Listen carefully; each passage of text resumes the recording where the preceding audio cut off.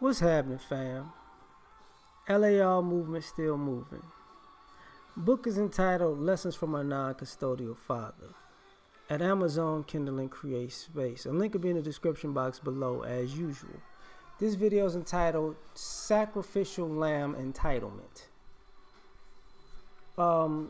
Sometimes people feel like you should be their sacrificial lamb, and if you've taken the high road before, or you've been the bigger person, or the big brother or sister to someone, or you are looked at as a person who can always figure it out. Sometimes you're dumped into the box of being a sacrificial lamb. And what I notice is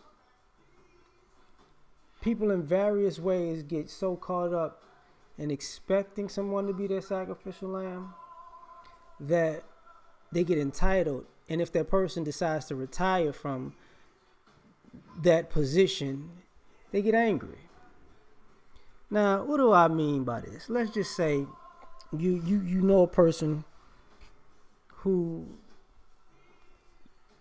always took the high road. And because they always took the high road, they really shorted themselves to keep the peace, right?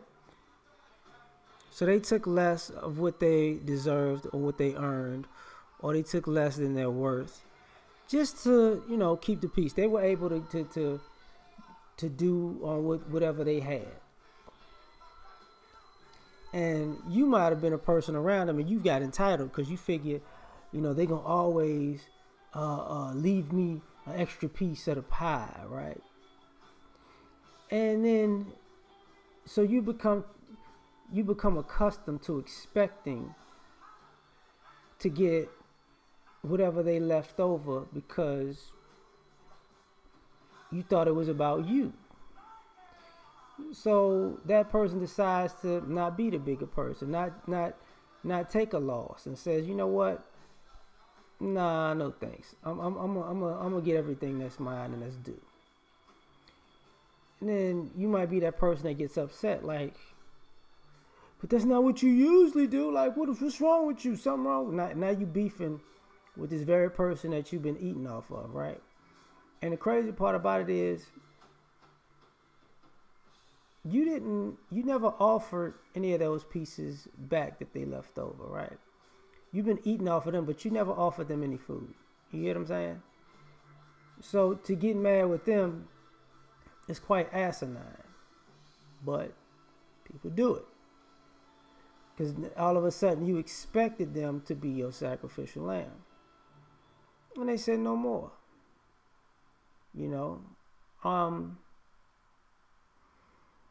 You have people get shocked as far as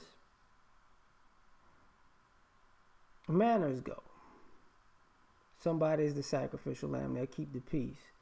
So you can be as mean or rude or disrespectful to them, and they're gonna, just take it and walk off and keep it pushing. Do something else with themselves. But because they can take it, you keep pushing the envelope. You keep trying to release all your frustrations of the world out on this person because, quote unquote, they can take it.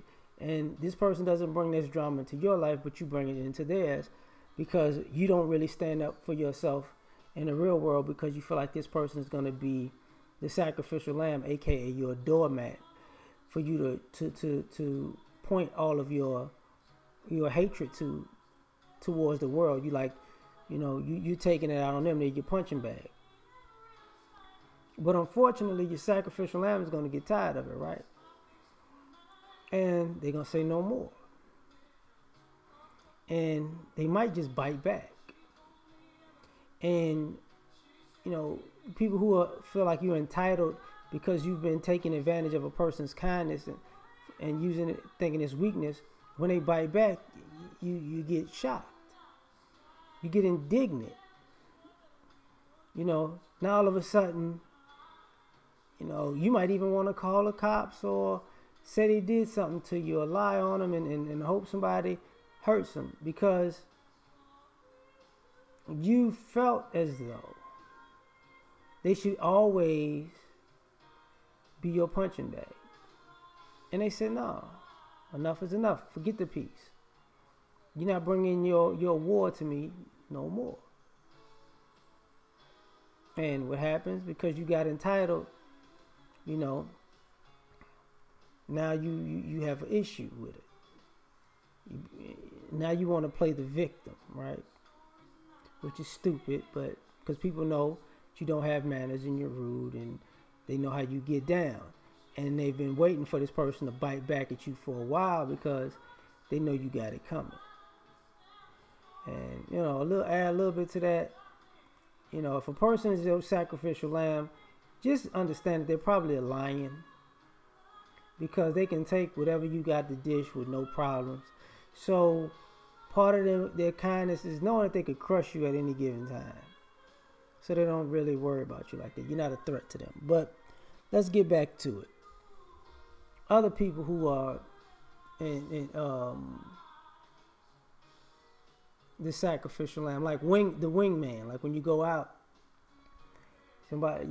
cats that have a wingman that always got to get the ugly chick while you come up on a fine one. Eventually you're entitled. So you're gonna go out with a particular guy because he's always gonna take one for the team, right? Until one night he says, "Oh no, I'm getting her." Say, dog, what you doing? You messing it up?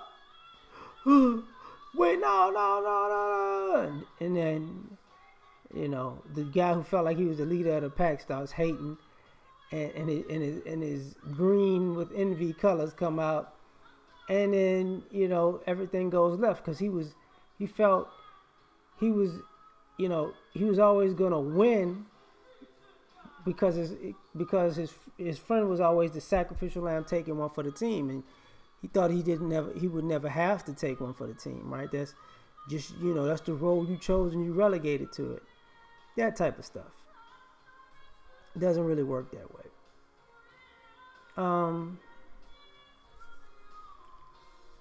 How can I say this? I mean,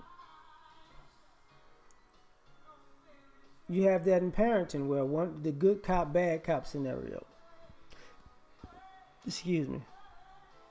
Where a parent is going to be the good cop because they're going to be the one that they manipulates the child and make sure the child likes them.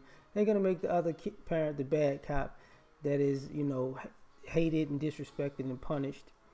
And they're going to feel like they're entitled to do this, right? Because they have to because the other person has to take it.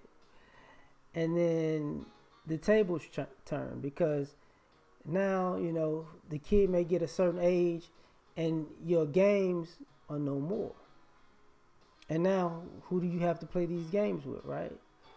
And then your kid sees you as the bad cop all along, and other parent as the good cop because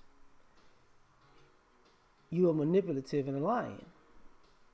So now, they were sacrificing themselves and part of the relationship with their child to keep it peace and keep the kid with a positive childhood. And now, the chickens have come on the roost and the truth has come out. And now you want that very same person to help you with the child that you thought you brainwashed well and it backfired. And you'll be mad at them and mad at the kid if everybody doesn't reverse back into your shenanigans. So you can feel like you're the puppet master. Doesn't really work. Like I said before, it's this sacrificial lamb entitlement. You supposed to be treated bad. Like I can't take it. And that's why I'm talking about this subject, because a lot of times, even in society, we want certain groups. Like, I'm black. People want black people to take everybody else's slings and arrows and then just disappear after it's all said and done. And the whole slogan of "hold your own nuts" has got people in other groups really disturbed because now, you mean you're not gonna help us? Nope. No. You know, no more sacrifices for you. Let's see how much you're willing to sacrifice for yourself. Let's see how you're willing to stand up for yourself. I mean, you've got cover from us. You've got to get business loans and stuff and jobs that were intended for us because we were all in it together. So you should have positioned yourself pretty well. But now, when they come for you, don't look for me. Let's just see, right? And then people get mad, like, you're supposed to do this and that for me. No, now they're upset. But when they have no history of doing anything for us, right? Same thing. Sacrificial lamb entitlement, right?